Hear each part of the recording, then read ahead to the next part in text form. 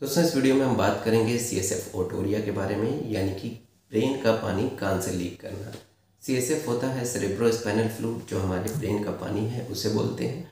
Otorrhoea means, oto means ear, rhoea means यानी कि कान से पानी आना। CSF ओटोरिया जनरली कान के ऊपर लड़ाई झगड़े में या एक्सीडेंट में चोट लगने के बाद होता है, क्योंकि हमारे कान के जस्ट ऊपर ब्रेन होता है। तो जब कभी लड़ाई झगड़े में कान की जो हड्डी होती है ऊपर की, उसमें कोई फ्रैक्चर आ जाता है और साथ ही साथ जो ब्रेन की आउटर कवरिंग होती है जिसे हम ड्यूरा मैटर बोलते हैं, वहाँ भी रप्चर हो जाता है। तो फिर ब्रेन का फ्लूइड कान के थ्रू लीक करने लग जाता है, और जब ब्रेन तक का ये रास्ता खुल जाता है तो ऐसे में कान के थ्रू ब्रेन तक इन्फेक्शन जाने के चांसेस भी होते हैं, जिसकी वजह से मेनिंजाइटिस होने के चांसेस भी होते हैं। मेनिंजाइटिस दिमाग के बुखार को बोलते हैं, जो कि अगर टाइमली कंट्रोल ना किया जाए तो पेशेंट के लिए जानलेवा भी हो सकता है। तो इस वीडियो में हम बात करेंगे कि अगर किसी को CSF ओटोरिया हो गया है तो वो क्या प्रिकॉशन रखे जिससे कि वो घाव जल्दी भर जाए, और अगर मेनिंजाइटिस हो रहा है तो ऐसे में वो उसे कैसे जल्दी पहचाना जा सकता है जिससे कि वो टाइमली हॉस्पिटल में पहुंच जाए। तो चलिए पहले बात करते हैं कि इसका सिम्टम्स क्या होता है।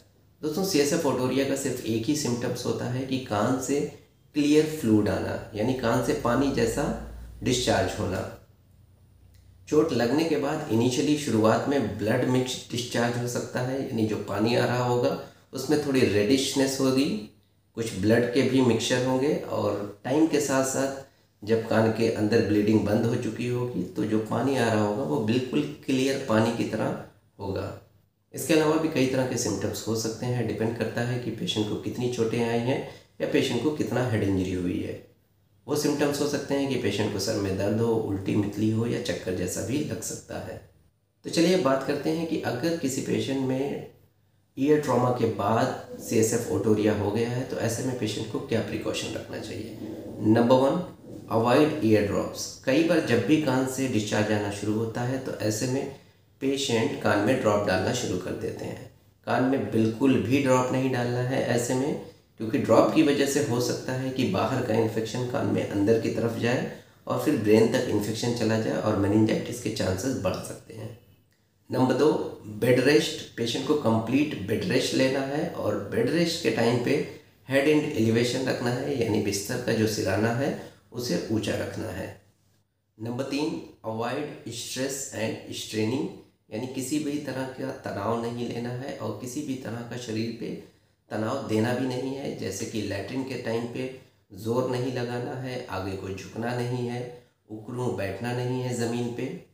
तो ये सारे प्रिकॉशन रखने हैं जिससे कि स्ट्रेनिंग या स्ट्रेस ना हो। नंबर 4, BP मॉनिटरिंग करना है, अगर BP बढ़ा हुआ है तो उसे कंट्रोल रखना है। इसके अलावा डॉक्टर्स कुछ मेडिकेशन दे सकते हैं डिपेंडिंग ऑन अदर सिम्टम्स, और हीलिंग को प्रमोट करने के लिए भी कुछ मेडिकेशन चलाई जा सकती है। अगर ये सारे प्रिकॉशन रखे जाते हैं तो 7 से 10 दिनों के अंदर वो जो फ्रैक्चर या वो जो घाव हुआ है जहाँ से CSF लीक कर रहा है उसके हील होने की काफ़ी हाई पॉसिबिलिटी होती है। अब यहाँ पर एक सवाल आता है कि क्या कान को इन्फेक्शन से बचाने के लिए हम पहले से ही एंटीबायोटिक शुरू कर सकते हैं। तो अगर बुक्स के अकॉर्डिंग चलें तो पहले से एंटीबायोटिक्स नहीं शुरू करनी चाहिए, लेकिन कुछ डॉक्टर्स पहले से एंटीबायोटिक शुरू भी कर देते हैं। एंटीबायोटिक शुरू ना करने की वजह यह है कि जो शुरुआती सिम्टम्स होते हैं मेनिंजाइटिस के, कई बार वो मास्क हो जाते हैं या वो देर से पता चलते हैं, और कभी कभी पेशेंट में रेजिस्टेंस भी डेवलप हो सकता है।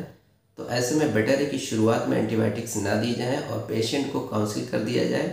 जो मेनिंजाइटिस के सिम्टम्स हैं, अगर उनमें से कोई भी सिम्टम्स आए तो ऐसे में पेशेंट इमीडिएटली हॉस्पिटल पहुँचे। तो अब बात करते हैं कि मेनिंजाइटिस के क्या सिम्टम्स होते हैं।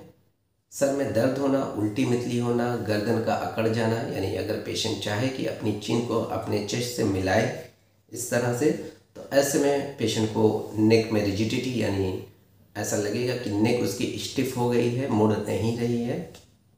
फोटोफोबिया होना, यानी कि रोशनी या लाइट का आंखों में चुभना।